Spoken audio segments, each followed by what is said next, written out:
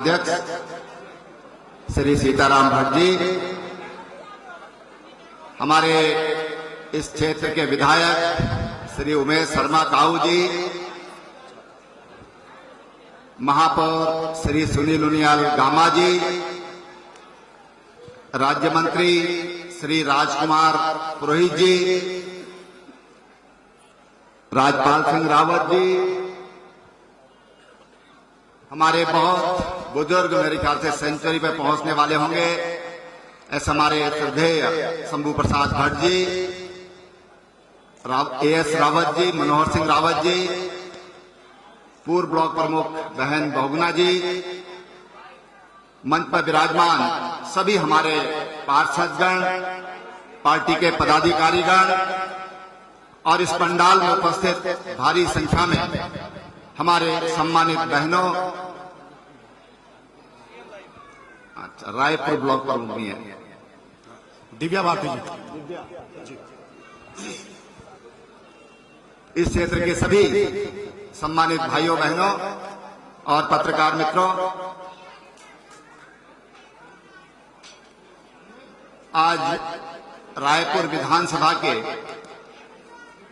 इस सभा में जी मुझे आप सबके बीच आकर अति प्रसन्नता है, क्योंकि मैं देख रहा हूं कि काफी संख्या में रायपुर से विधायक होने के नाते और आज काफी समय बाद इस रूप में मुझे मिल रहे हैं और मुझे ऐसे लग रहा है जैसे चुनाव का माहौल हो गया। आपकी खुशी, आपका उत्साह निश्चित रूप से ये साफ दिखाई दे रहा है कि 2022 का जो चुनाव होगा, भारतीय जनता पार्टी प्रचंड बहुमत के साथ उत्तराखंड में फिर सरकार बनाएगी।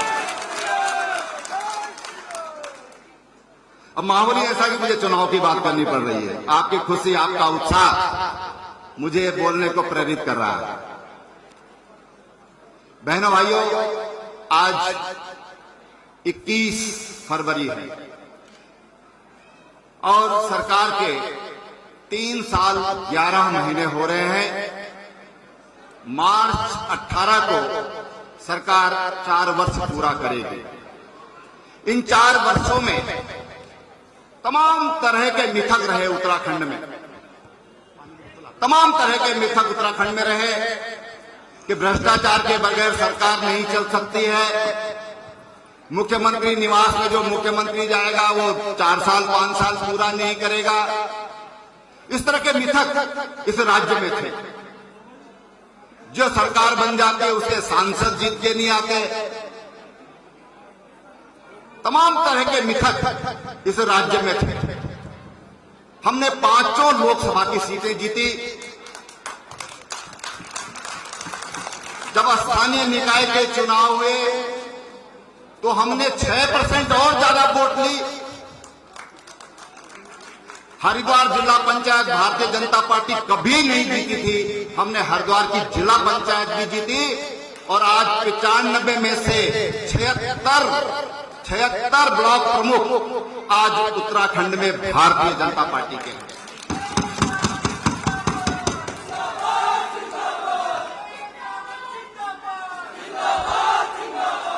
जब थराली विधानसभा का उपचुनाव हुआ, देश में अनेक विधानसभाओं में उपचुनाव हुए और हमने दुर्भाग्य से केवल थराली की ही सीट हम जीत पाए।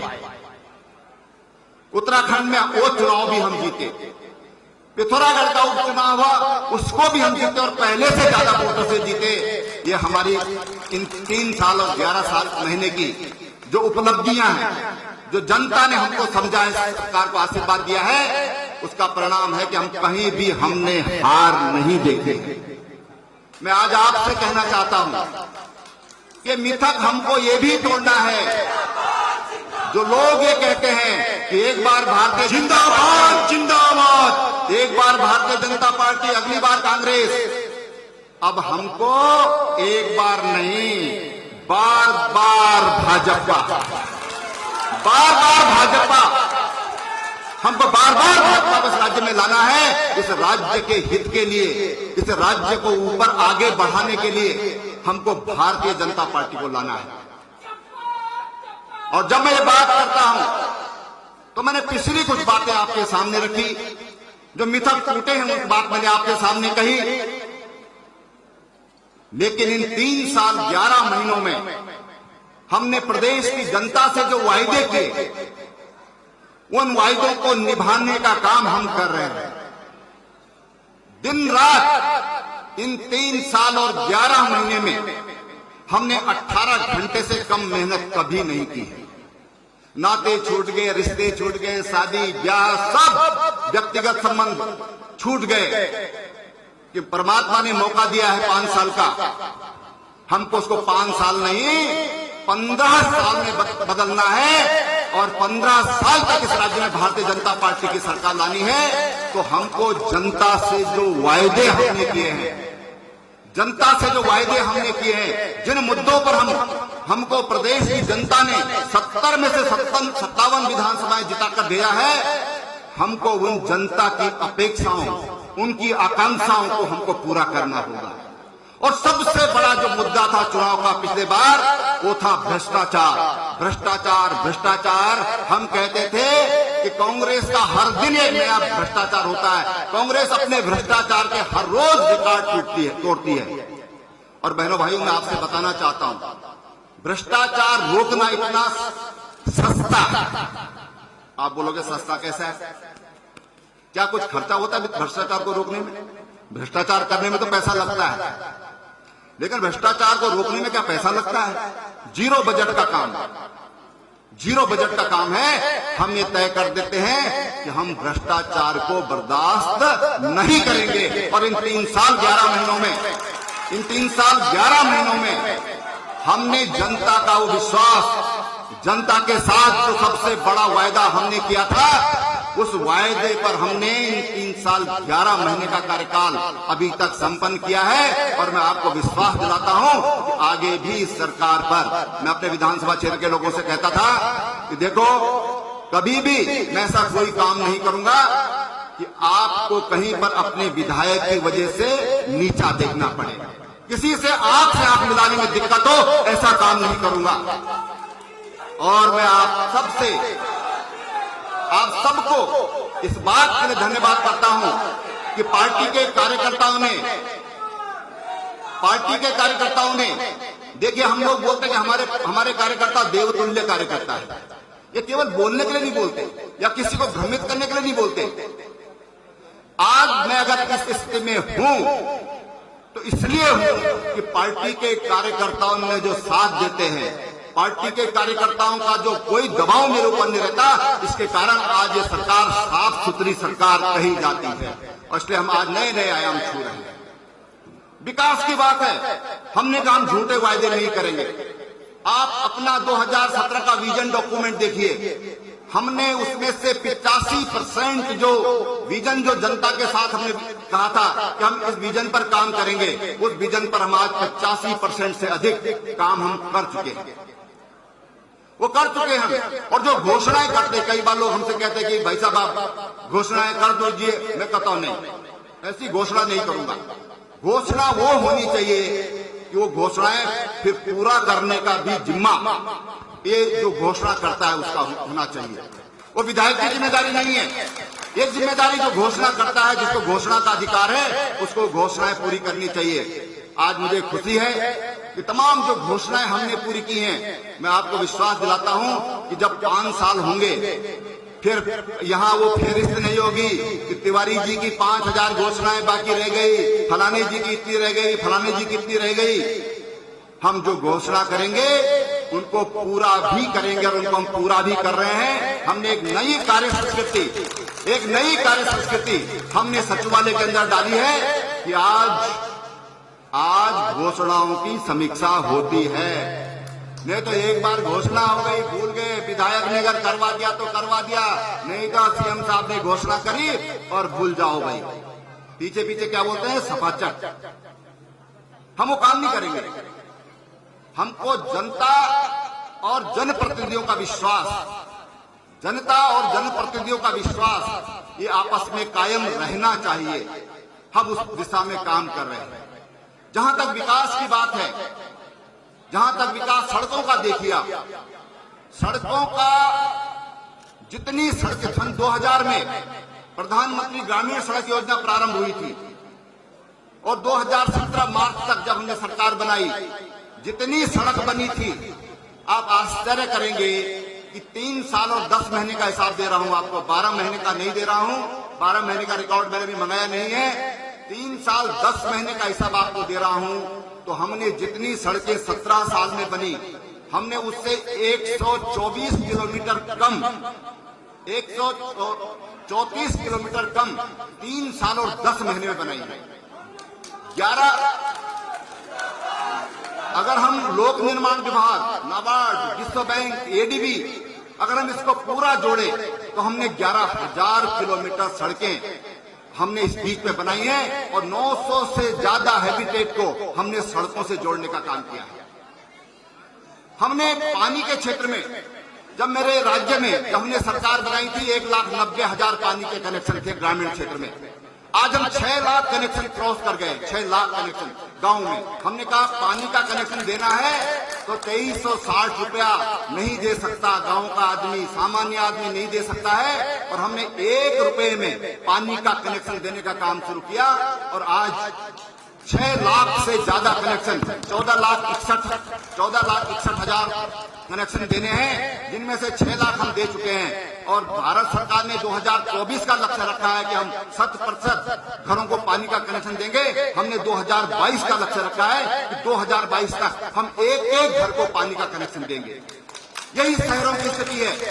अगर हम शहरों में देखें, शहरों में 6,000 रुपए से लेकर 10-12,000 रुपए तक एक पानी के कनेक्शन के लिए देना होता था। शहरों में भी कुछ लोग संपन्न लोग रहते हैं, लेकिन कुछ लोग काफी बड़ी संख्या में गरीब लोग रहते हैं, बस्तियों में रहते हैं। वो लोग 6,000-8,000 रुपए कनेक्शन नहीं दे सकते हैं। कहां से देगा? जो दिहाड़ी मजदूरी करता है वो 6,000 से लेकर 10,000 का कनेक्शन कहां से देगा?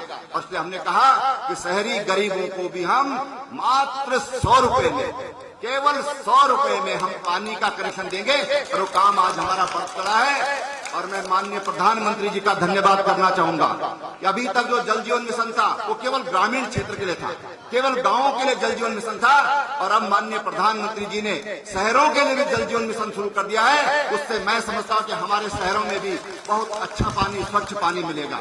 अब मैं जब पानी की बात करता हूं, तो सीधा सीधा पानी का संबंध हमारी प्यास बुझाने से ही नहीं है। पानी का संबंध जीवन से, पानी का संबंध स्वास्थ्य से।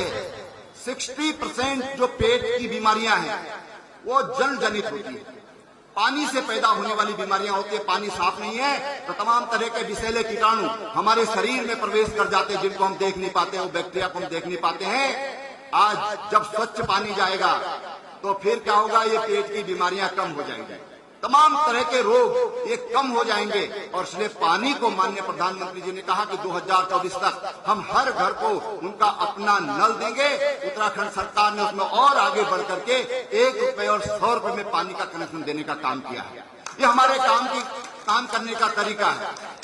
महिलाओं का सशक्तिकरण होना चाहिए, वुमेन एम्पावरमेंट होना चाहिए। बातें बहुत होती है, लेकिन उसके लिए करें क्या? उसके लिए कार्य योजना क्या हो? अब राजीव गांधी जैसा काम तो हम नहीं कर सकते कि हम 100 रुपए दिल्ली से भेजते हैं, गांव में जाकर 15 पैसे पहुंचते हैं, मेरा जिम्मेदारी खत्म। नहीं, आपकी जिम्मेदारी खत्म नहीं हुई है। आपकी जिम्मेदारी ये है कि आप अगर 100 रुपया दिल्ली से भेजते हैं तो 100 रुपए गांव के आदमी के खाते में जाने चाहिए, उस गरीब के खाते में जाना चाहिए।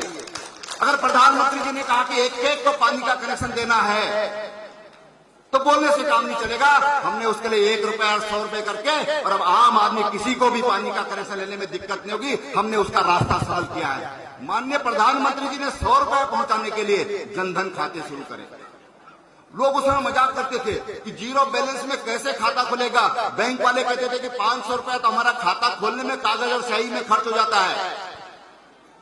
उन गरीबों ने 40,000 करोड़ रुपया बैंकों में जमा किया। उन गरीबों ने, गरीब फ्री का नहीं खाता, गरीब मेहनत से खाता है, गरीब ईमानदार होता है। उन्होंने 40,000 करोड़ रुपया बैंकों में जमा किया। बैंक वालों की आंखें खुली की खुली रह गई कि हम हमारी जिंदगी बैंकों में बीत गई, बैंकों में काम करते नौकरी करते करते बीत गई। और एक प्रधानमंत्री जिसने कभी नौकरी के नाम पे ना नहीं देखा, बैंक के नाम पर बाव नहीं देखा, आज उसने ऐसा मंत्र दे दिया कि 40,000 करोड़ रुपया हमारे बैंकों में आ गया। जो सिराने के नीचे रहता था, किसी के सेठ के गले में रहता था, किसी पड़ोसी के घर में रहता था, मजदूर तो दिहाड़ी पे चला गया, कई बार उसकी इधर उधर भी हो जाता था। आज जो पैसा उसको सुरक्षित किया है। और इसलिए बहनों भाइयों, आज हम ये काम कर रहे हैं, तमाम डीबीटी के माध्यम से आज हम वो काम कर रहे हैं। हमने बड़े संस्थागत सुधार किए। आज हमको अभी अवार्ड मिला है ई कैबिनेट के लिए। एक कैबिनेट जब होती है तो एक कैबिनेट का मतलब एक पेड़ कटना, एक बड़ा भारी भरकम पेड़ कटना, कितना कागज लगता है कैबिनेट की बैठक में। हमने कैबिनेट ई कैबिनेट कर दी। हर बार हम एक पेड़ बजा रहे हैं। हमने ई फाइलिंग कर दी। अब हमारे विधानसभा में ई ऑफिस हो गए, 150 ऑफिस हमारे ई ऑफिस हो गए। देहरादून का डिस्ट्रिक्ट ऑफिस से ई ऑफिस हो गया है। और हम तमाम राज्य के तमाम ऑफिसों को हम ई ऑफिस कर रहे हैं। और हमने कहा कि जो हमारी ग्रीष्मकालीन राजधानी गैरसैंण है, वो विधानसभा भी ई विधानसभा होगी। उसमें फाइलें नहीं होंगी, उसमें फाइलें हम वहां जा रहे हैं तो फाइलें लेकर नहीं जाना पड़ेगा। हमारे फाइलें हमारे कंप्यूटर पर होंगी और वो फाइलें वहां पर कंप्यूटर लगेंगे, उस पर हम वो देखेंगे। नहीं तो जम्मू कश्मीर की जो विधानसभा है, वहां भी 2 राजधानियां हैं, शीतकालीन और ग्रीष्मकालीन।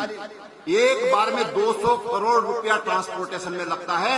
और हफ्ता 10 दिन पहले काम बंद रहता है, हफ्ता 10 दिन उसके बाद विधानसभा सत्र के बाद काम बंद रहता है। इसलिए बंद रहता है कि फाइलों को बांधना, उठाकर ले जाना, फिर लाना, और तमाम फाइलें उस बीच में कहाँ खराब हो जाती है। कई बार बंडल बनाते समय कुछ और बातें हो जाती हैं, लाने ले जाने में ट्रकों में खराब हो जाती हैं। हमने कहा कि हम ई विधानसभा करेंगे ताकि लाना ले जाने का जो 200 करोड़ रुपया एक साल में लाने ले जाने में खर्च होगा, हम जनता के पैसे को बर्बाद नहीं करेंगे। केवल 27 करोड़ में हमारा ये काम हो जाएगा, एक बार हो जाएगा, हमेशा हमेशा के लिए हो जाएगा। हमने जनता के धन को बचाने का काम किया। हमने उत्तराखंड में हर किसी को स्वास्थ्य सुरक्षा का कवच देने का काम किया। अटल आयुष्मान उत्तराखंड योजना के माध्यम से आज 5 लाख रुपए तक का स्वास्थ्य रक्षा कवच अगर किसी ने देने का काम किया है तो ये उत्तराखंड की सरकार ने किया है।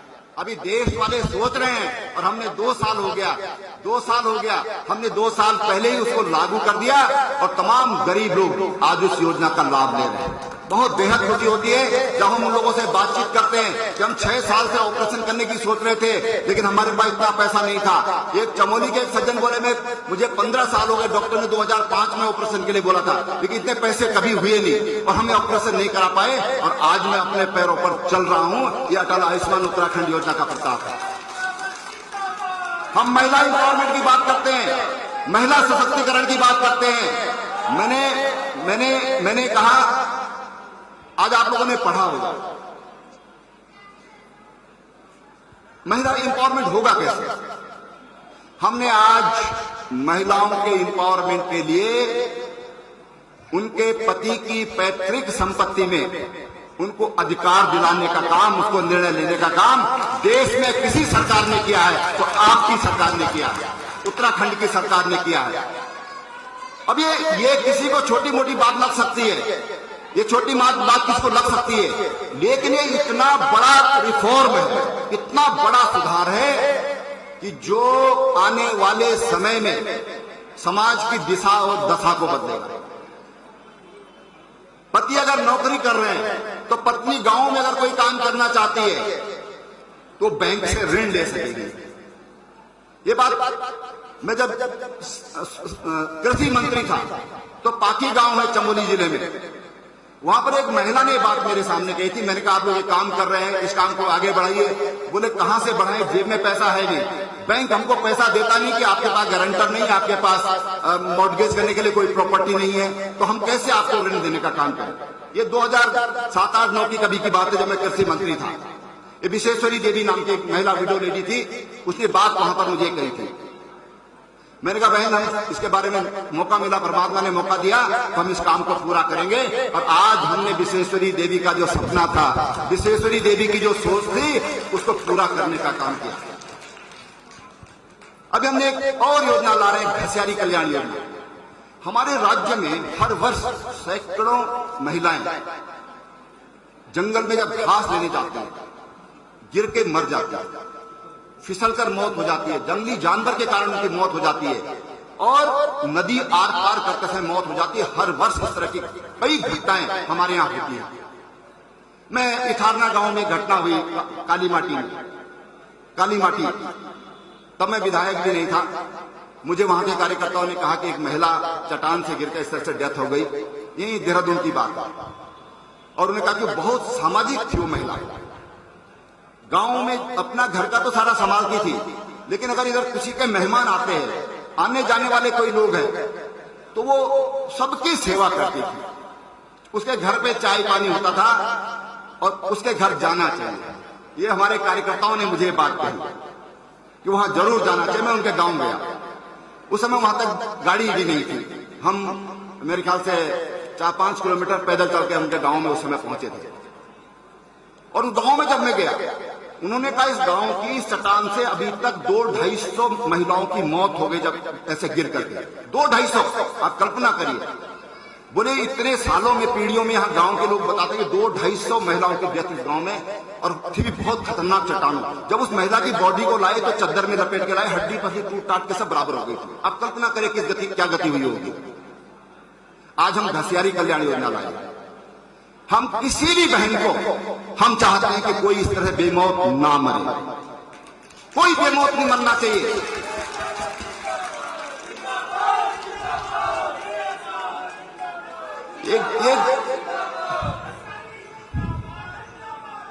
हम उसको इस बार हम उसको ला रहे हैं, इस बार बजट में उसका प्रोविजन कर रहे हैं। हम अपने, हमारे सैनिक शहीद होते हैं, हमने सैनिकों के आश्रित के लिए देश का पहला राज्य जहां पर हमने उनको नौकरी देने का काम किया, उनकी योग्यता के अनुसार हम उनको नौकरी दे रहे हैं। ये देश का पहला राज्य है जहां पर हमने उसकी शुरुआत करी। हमने पंचम धाम के रूप में हम सैन्य धाम स्थापित कर रहे हैं। होता क्या है कि एक शहीद, आप सब लोग उसका नाम जानते हैं, करगिल में बहुत बड़ा बलिदान हुआ था मेजर विवेक गुप्ता का, देहरादून का था। उनके पिताजी एक बार मेरे पास आए कि फलाने मुख्यमंत्री जी ने घोषणा करी थी कि इस रास्ते का नाम विवेक गुप्ता मार्ग रखा जाएगा, लेकिन अभी तक नहीं हुआ। मैंने कहा नहीं हुआ तो बहुत गलत बात है, अगर किसी मुख्यमंत्री ने कहा तो होना चाहिए। जब मैंने उसकी इंक्वायरी करी तो पता चला पहले से ही किसी दूसरे शहीद के नाम पर वो मार्ग, पहले से ही नगर निगम के रिकॉर्ड में पहले से ही उसका वो किसी दूसरे शहीद के नाम पर है। अब इस तरह की घटनाएं होती है हमारे गांव में, कई गांव ऐसे, कई मोहल्ले ऐसे जहां कई कई बलिदान हो जाते हैं। अब एक का बोर्ड लग गया तो औरों को कैसा लगेगा, औरों को कैसा, उस मां को लगेगा, कैसा उसकी पत्नी को लगेगा कि देखो उनके नाम से तो लगा हुआ है, मेरे पति के नाम से या मेरे बेटे के नाम से नहीं लगा हुआ है। कितनी खराब स्थिति होगी। माननीय प्रधानमंत्री जी ने जब पिछला लोकसभा चुनाव था तो उन्होंने कहा कि उत्तराखंड 4 धाम नहीं, उत्तराखंड में एक पंचम धाम है, वो सैन्य धाम है। वहां से कल्पना आई, और जो हम सोच रहे थे, जो हम सोचते थे कि कैसे करें, इसको कैसे पूरा करें, आज हम पंचम धाम सैन्य धाम के रूप में हम देहरादून के मसूरी के नीचे हम उसको बना रहे हैं। और ये पंचम धाम में अगली सरकार जो भारतीय जनता पार्टी की बनेगी वो वहां पर शपथ लेगी, ये वहां पर शपथ लेगी। अब ये बात मैं इसलिए कह रहा हूं, इसलिए ये बात कह रहा हूं कि कई लोग हमारे पास आए, साहब ये सैन्य धाम पहाड़ की चोटी पे बनना चाहिए, किसी ने कुछ, किसी ने कुछ। जब मैंने उनके सामने अपना कॉन्सेप्ट रखा, मैंने कहा मैं चाहता हूं कि सरकार वहां पर जाकर के शपथ ले।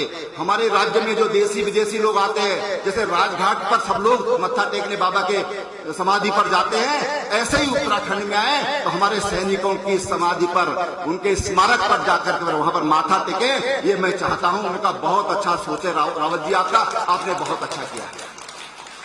चाहे सैनिक हो, चाहे हमारी महिलाएं हो, युवा शक्ति हो, हमने तमाम दिशाओं में उनके लिए काम किया है। आज राज्य में 90% डिग्री कॉलेज में हमने भवन बना दिए। नहीं तो डिग्री कॉलेज कहाँ चल रहा है, पंचायत भवन में चल रहा है। डिग्री कॉलेज कहाँ चल रहा है, एक 10 बाई 15 के शटर के अंदर चल रहा है। बड़ी शर्म आती है। आखिर हमारे बच्चे सीखेंगे क्या, ये युवा सीखेंगे क्या? आज हमने उनके लिए भवन बनाकर दे दिए, और यही नहीं, हमारी गारंटी है कि जब हमारी सरकार के 5 साल होंगे 70% महाविद्यालयों के अपने भवन होंगे, और उनमें हम भवन ही नहीं दे रहे हैं, वाईफाई भी दे रहे हैं। और मैंने कहा शिक्षा मंत्री जी को, क्या मुझे बताइए कि किन किन महाविद्यालयों में कंप्यूटर नहीं है? हम उन सारे महाविद्यालयों को भी कंप्यूटर क्लास वाईफाई से सज्जित, हम ऐसी क्लास उन सबको देंगे। ये हमारी सोच है, हमारा काम करने का तरीका है। युवा को हमको आज के युग के हिसाब से, आज नहीं बल्कि भविष्य में क्या चुनौतियां हमारे युग के सामने आने वाली हैं, उस विजन के साथ अगर हम काम करेंगे तो तब हमारा युवा आगे टिक पाएगा। तो बहनों भाइयों, हम तमाम तरह की इस तरह की योजनाएं, हम चाहे स्वास्थ्य के क्षेत्र में हो, शिक्षा के क्षेत्र में हो, आज राज्य में 500 विद्यालय हमारे इंटर कॉलेज आज वर्चुअल क्लास चल रही है। 600 के हमने और दे दिया है। हमारे इस एक साल तक 1100 विद्यालय ये वर्चुअल क्लासेज उनमें प्रारंभ हो जाएंगे। अभी हम एक और योजना पर इस पर काम कर रहे हैं। आप सबके आशीर्वाद से भगवान ने चाहा तो हम उस योजना पर आगे काम करेंगे, तो बहुत सरलता हम अपने बच्चों के लिए, अपने जो स्कूलों में पढ़ने वाले बच्चे हैं, कॉलेज में पढ़ने वाले बच्चे हैं, उनको दे पाएंगे। आज इस अवसर पर जब ये बड़ी सभा यहाँ पर हो रही है, मैं आप सबका एक बार फिर, बार बार आना होगा, बोलते बोलते थक भी जाता हूँ, थोड़ा बोलने का स्वभाव कम भी है, तो मैं आप सबका बहुत बहुत आभारी हूँ। ताऊ जी ने इस विधानसभा के लिए एक चार्ट मुझे दिया है। मैं निश्चित रूप से मैं आपको कह सकता हूँ कि मैं परीक्षण करके और जितने काम हो सकते हैं, काफी काम इनके यहाँ दिए हैं, काफी काम इनके संपन्न हो गए हैं। पेयजल पे तो अभी 2 ट्यूबवेल शायद अभी दिए हैं इनको, और पहले भी कुछ दिए थे, हम उसको पूरा करेंगे। एक बात और कहकर अपनी बात समाप्त करूंगा। एक हमारा सोम बांध का सपना है, और मुझे विश्वास है कि अब उसे एक चीज रह गई, एक समस्या रह गई है, बाकी सारी व्यवस्थाएं हो गई हैं। हम चाहे कोशिश करेंगे इस साल मार्च अप्रैल तक हम उसका शिलान्यास कर दें। ये हमारी कोशिश है कि हम मार्च अप्रैल तक उसका शिलान्यास कर दें। प्लिंथ लेवल पर बनने में 3 महीने लगेंगे, और उससे ऊपर उठाने में 350 दिन लगेंगे। 15 महीने में सोम बांध तैयार होगा। लेकिन एक छोटी सी अड़चन है, उसका दूर होना अभी शेष है, क्योंकि जो लोग वहां पर परिवार हैं, उनको पहले हमको रिहेबिलिटेट करना है, उनको पूरा हमको विस्थापित करना है, उनको जगह देनी है। और देहरादून जिले में ही उनके लिए जगह ढूंढ रहे हैं। हरिद्वार जाने को कोई तैयार नहीं है, हरिद्वार में जो जगह थी वहां जाने को तैयार नहीं है, तो हम उसका समाधान करेंगे। और अंतिम बात, हमने रिस्पना के पुनर्जीवन के लिए बड़ा वृक्षारोपण का अभियान लिया था, और उस पर व्यापक काम हुआ है। हमने कोसी नदी पर एक काम किया, तमाम जगह पर हम झीलें, जलाशय के निर्माण करने का काम कर रहे हैं। अभी 16 जुलाई हरेला पर्व है, उस दिन हम सार्वजनिक अवकाश घोषित किया। स्कूल, कॉलेज, बाजार, सारी चीजें बंद होंगी उस दिन, और एक काम होगा, केवल 2 महीने हम पेड़ लगाने में बिताते हैं। कितना? 2 महीना, जुलाई और अगस्त पेड़ लगाने में बिताते हैं। हमने कहा 2 महीने नहीं, 1 घंटे में पूरे राज्य में वृक्षारोपण करना है। 1 घंटे में, जो 2 महीने में करते थे, उसको 1 घंटे में उसको काम को करना है। उसके लिए अधिकारियों को कहा है कि इसकी प्लानिंग करिए, लेकिन वो तभी 1 घंटे में संपन्न हो जाएगा कि जब हम सब लोग जो यहाँ पर बैठे हुए हैं, हम भी ये संकल्प लें कि एक पौधा मैं जरूर लगाऊंगा, जरूर लगाऊंगी। बोलो सही है मेरी बात जी? एक पौधा ये तभी सफल होगा, नहीं तो नहीं हो सकता, बगैर जन सहयोग के नहीं हो सकता। आप सबका संकल्प है, बताओ लगाएंगे एक पौधा सब लोग? 1 घंटे में, 1 दिन नहीं करना, टाइम फिक्स करेंगे कि 11 से 12 या 12 से 1 वृक्षारोपण होगा पूरे राज्य में, और ढोल दमाओं गाजे बाजे के साथ, देशभक्ति के गीतों के साथ ये वृक्षारोपण का काम, आप सब लोगों का सहयोग इस वृक्षारोपण के कार्यक्रम में चाहिए। बहुत बहुत धन्यवाद, नमस्कार, जय हिंद, भारत माता की जय। धन्यवाद भाई साहब, बहुत बहुत धन्यवाद। अब मैं अपने क्षेत्र के लोकप्रिय विधायक आदरणीय श्रीमान उमेश शर्मा का, सभी लोग बैठे रहेंगे, माननीय उमेश शर्मा ताऊ जी से निवेदन करूंगा कि हम सबका मार्गदर्शन करेंगे और कार्यक्रम के लिए